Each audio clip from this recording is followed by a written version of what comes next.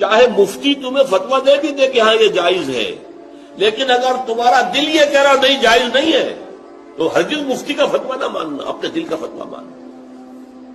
صلاح الدین ایوبی رحمۃ اللہ علیہ کا بیٹا شدید بیمار ہو گئے، سب طبیبوں نے کہا کہ شراب پینی ہوگی انہیں، اسی سے کوئی شفا کی امید ہے۔ ان کے سامنے کہا گیا یہ تو حرام ہے۔